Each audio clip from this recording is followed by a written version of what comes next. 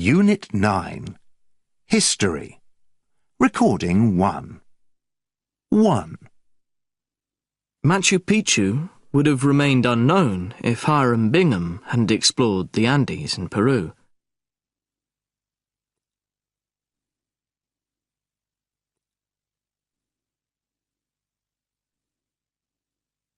Two. If the I Love You virus had been found earlier, 45 million computers wouldn't have crashed.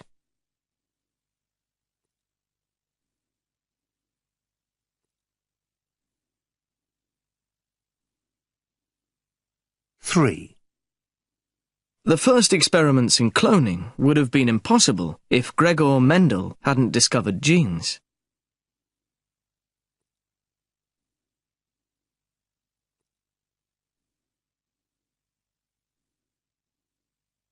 Four. If John Lennon hadn't met Paul McCartney, they wouldn't have formed the Beatles.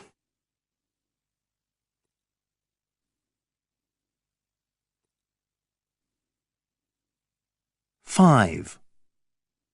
The invention of the mobile phone wouldn't have been possible if Alexander Graham Bell hadn't invented the telephone.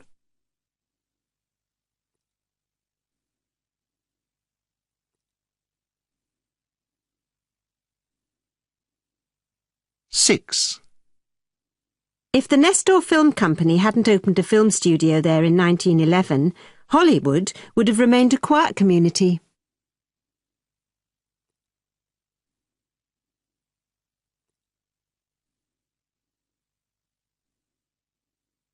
Unit 9. Recording 2.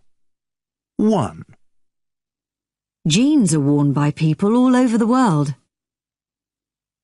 2. Mobile phones are being designed especially for teenagers. 3. Teenagers have always been influenced by the media. 4. A great film about a teenage vampire was made in Sweden. 5. In the past, children were seen as mini-adults. 6. In the future, people will be prevented from smoking until they are 21. 7. In Mexico, a party called quinceañera is held when a girl reaches the age of 15. 8. Many of the computer games of the future will be designed by teenagers. Unit 9. Recording 3. 1. Yeah, I grew up in the 90s. For me, film and music are two important aspects of my life, and it was a fantastic decade for both of those. In terms of films, there were some excellent ones that came out. My favourites being Forrest Gump, Pulp Fiction, and The Shawshank Redemption. In terms of the music, probably the most famous bands of the time was Oasis and Blur. One of the most memorable moments for me of the 90s was Euro 96, obviously the football tournament. I was lucky enough to go to the opening ceremony myself. Obviously, as we was entering the end of the millennium, the celebrations towards the end of the 90s were huge, as were the actual celebrations on the night. Tony Blair was elected, so it was the first sort of Labour government for a long time. And also Mother Teresa died. Mother Teresa was the famous charitable missionary. 2. The 70s. Well, they were wonderful, I think. If I'm asked, was it a good decade or a bad decade? Personally, I have to think it was a good decade to grow up in. I think it's very lucky. I think of it as a very lucky experience when generally the world that I lived in, which was London and England, which was the post-war period and therefore an era of a certain amount of restriction, was all ending and things were freeing up. And that happened just at the time that I was leaving home and finding my own independence. It all seemed as though it happened at the same time. Technology was changing and improving. Everything seemed to be developing and getting better in many ways.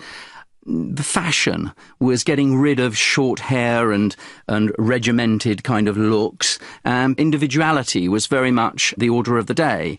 Great people were emerging in the arts.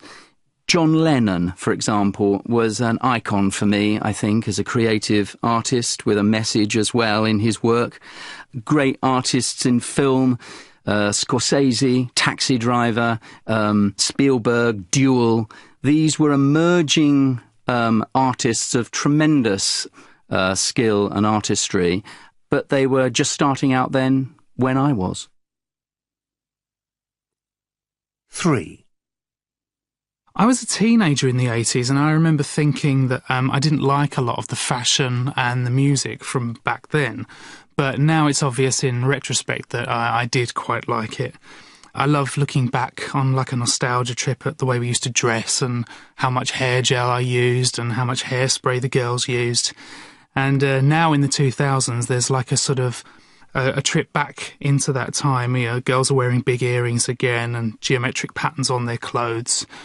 The music in the 80s became quite computerised sounding, quite electronic, and disco faded away. Although we did still have soul, there were people like Luther Vandross and Billy Ocean making soul music. New Romantic was another style that came out in the early 80s where the men started wearing lots of makeup and had big shoulders and small waists. And there was Madonna, was a big trendsetter for girls. And at one point she cut her hair really short in the mid-80s and almost like a boy's. And then all the girls started cutting their hair short too. I wasn't very fashionable myself. I used to spend most of my money on records, not clothes. There were some good films around in the 80s too, things like Back to the Future with Michael J. Fox, Desperately Seeking Susan with Madonna, E.T., Police Academy. I'm going to be 40 this year, and I reckon my birthday party is probably going to be a big nostalgia trip back to the 80s. Unit 9. Recording 4. What about this first one? Who was once kidnapped in France? I have no idea. Maybe Isabelle Allende? It was Chaucer. I think he worked for the British government. Did he? I didn't know that. OK, what about the next one? Who was Messi? Probably Machiavelli. It was Karl Marx. Oh, really? And the third one, who was stopped by the US government from entering the States? I'm not 100% certain, but it might be Chaplin. I read somewhere that he had some political views that they didn't like in the States.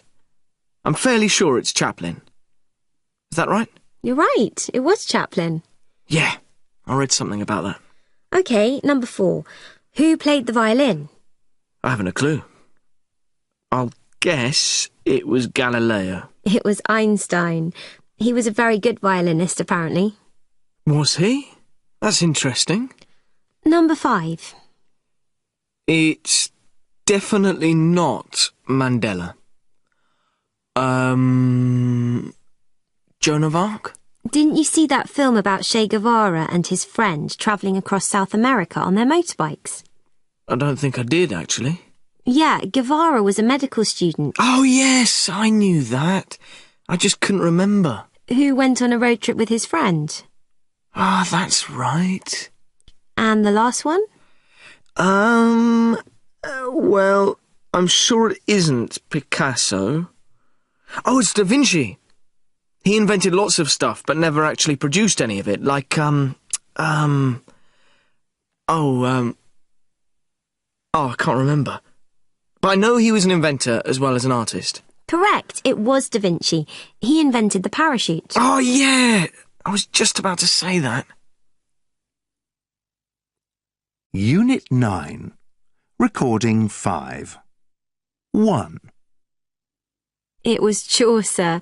I think he worked for the British government. Did he? I didn't know that. 2. It was Karl Marx. Oh, really? 3. It was Einstein. He was a very good violinist, apparently. Was he? That's interesting. 4. Yeah, Guevara was a medical student. Oh, yes, I knew that. I just couldn't remember. 5. Who went on a road trip with his friend. Ah, that's right. 6. It was Da Vinci. He invented the parachute. Oh, yeah! I was just about to say that. Unit 9. Recording 6. OK, well, someone whose work really influenced me is Gabriel García Márquez.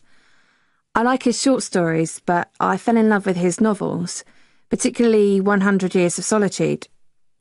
That book really made its mark on me. Anyway, Márquez is a Colombian writer. I think he was born in 1928.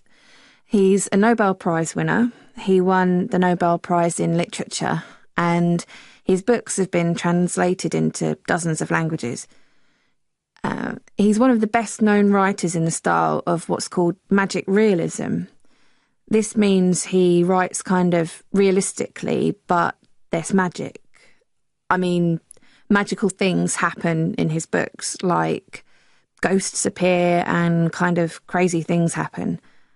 I'm a big fan of that type of writing.